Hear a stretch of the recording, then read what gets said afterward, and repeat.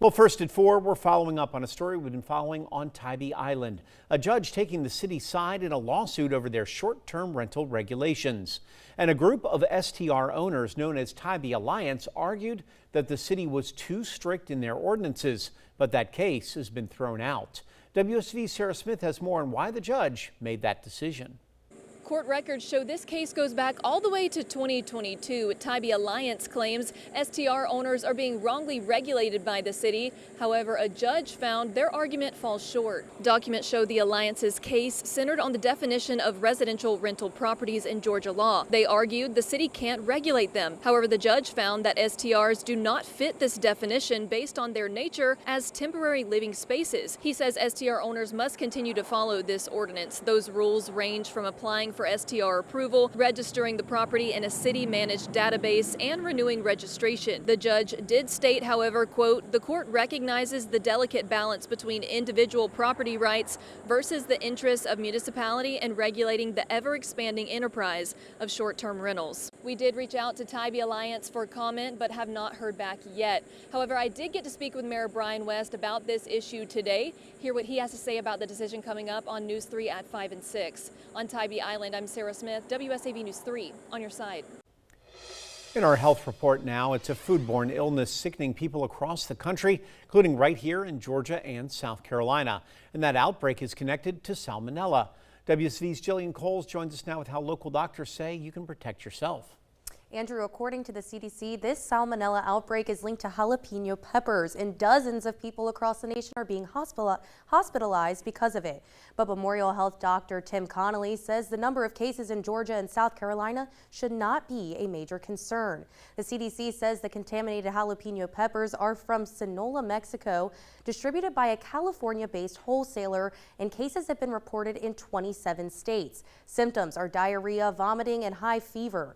Dr. Connolly says Georgia and South Carolina are doing well at keeping salmonella cases down to about a handful each, but he advises everyone food safety guidelines to help keep those numbers low. It's a bacteria, and it can live on turtles and certain reptiles. It can live on vegetables. It can live on meat. You know, people classically correlate that with undercooked chicken, but when you cook the meat, it kills the salmonella. Just like with vegetables, again, washing your vegetables is important. Food safety is very important.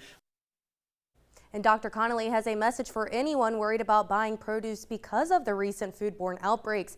He says the health benefits of eating fruits and vegetables outweigh what he calls the remote risk of getting an infection, which in most cases is highly treatable. Jillian Coles, WSAV News 3, on your side. Jillian, thanks so much. At the same time, the Centers for Disease Control and Prevention have now expanded an outbreak of the Cyclospora parasite to 6 additional states. That brings the total to 15. Georgia and South Carolina still not on that list, but both states are included in a recall of iceberg lettuce linked to that outbreak. Now, Cyclospora causes severe diarrhea, and at least 2 deaths in Michigan have now been linked to that ongoing outbreak. According to the CDC, about 1 in 6 high school students reported being bullied electronically in the past year. That includes through texts and social media. With the start of a new school year comes renewed concerns about that cyberbullying. WSV's Isley Herschel spoke with a local doctor to find out what kind of impact this can have on kids. Isley? Andrew, that's right. A study done by the CDC in 2024 showed that 10% more of the students reporting had feelings of sadness and hopelessness than those who didn't really use social media as much. 17% of those students say they have been bullied online, while close to 20% admit to being bullied at school. Ashley Cheek is a pediatrician with Memorial Health. She says the method of bullying has changed with the increased availability to technology. She says social media and AI are making cyberbullying easier, and it can be more harmful for kids. When a child is picked on at school, they have the safety of their own home to go to. But with cyberbullying, she says the issues can often follow kids home. Cheek says students who are subjected to that often experience mental health problems as a result. We see kids who deal with, mental health issues, anxiety, depression, because of bullying. Because it's hard. It's hard for someone to decide that they're going to pick on you because you're different. For parents who may think their child is being bullied, Cheek says it's important to give them a safe space to talk about it at home and to not ignore the issues. We're going to have resources on hand how to handle bullying on our website, WSAV.com. Isley Herschel, WSAV News 3 on your side. Isley, thanks so much. Business owners along an industrial roadway in Garden City say they've got a pothole problem and it's starting to impact their work. WSV's Nakai Harris has more. At this pothole, this is one of many here on Telfair Road where businesses say navigating this roadway has become a challenge daily. A roller coaster, that's how businesses describe the conditions along Telfair Road. They say the potholes have made driving difficult with concerns about damage to trucks, personal vehicles, and the daily operations of businesses in this industrial area. Lainey Briscoe with Hoover Transportation Services says they want a long-term fix, not just temporary patches. Garden City officials say they are aware of the concerns and are moving forward with major road and drainage improvements to address the issues. But Briscoe says until there's a timeline for those improvements, businesses are left waiting. She says every day matters because in business, time is money. We have drivers that refuse to come to Telfair. And we have to send their paperwork and email their paperwork because they refuse to travel this road. Our safety is in jeopardy. Our operating costs is being compromised. City officials say given the complexity of the project, the improvements will be executed in 2 phases. On News 3 at 6, we break that down. Nakai Harris, WSCV News 3 on your side. And remember, if you live in Savannah and have a pothole problem, you can simply call 311 to report it. You can also download the city's Sav 311 app or make the request online through the Savannah 311 portal. Well, a major road construction project underway along Paris Avenue in Port Royal. It's good for the city, but the work causing some major headaches for businesses in the area. WSV's Danielle Ruddy talked with the owners of Griddle and Grits about how they're coping. Griddle and Grits is a popular Port Royal restaurant feeling the effects of an ongoing construction project. To get to the business, I had to walk down this hill, through a boardwalk, and then back up a hill just to get to the front door. And I thought they were closed today. And she isn't the only one who thought this. Griddle and Grits says it's taken a big financial hit. The owner tells me he was told construction would last about 180 days. He says that has now stretched to 4 months and counting.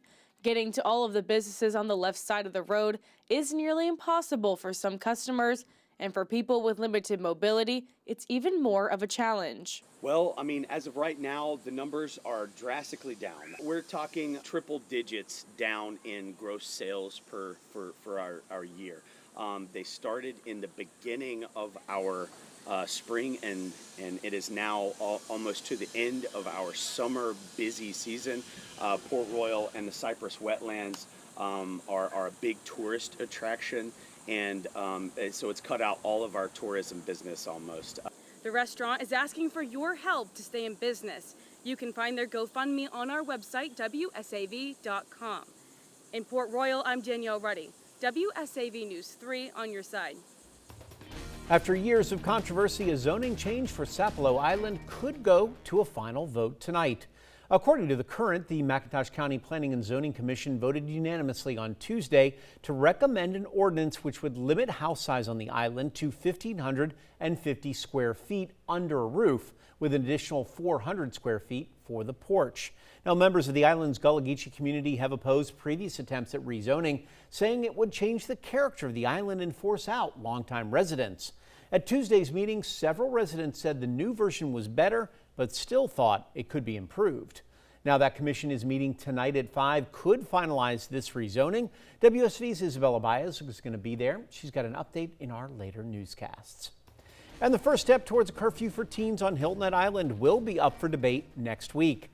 It all comes on the heels of a mass shooting on Coligny Beach that injured 8 people on the 4th of July. And a first draft of the order includes a May 1st to August 31st curfew for anyone under 18 at any Hilton Head Island beach from 9 o'clock in the morning to 6 in the evening. And that excludes any teen who's working with parents or guardians or in emergency situations. Adults could still face penalties if they knowingly permit the teens to break the curfew. And bars and restaurants at the beaches, they'd have to request permission for young people who work there to break the curfew. Mayor Alan Perry says this is a good first step towards a potential change. I know that a lot of research has gone into the ins and the outs, the pros and the cons of how to structure it. There's been conversations with other communities. What have other places done? How has it worked? How has it been enforced? So for us, I think this is an opportunity to bring it to the community, put it on the table to say, these are some considerations. Council can then look at it and say, well, I like this, I don't like this might be missing.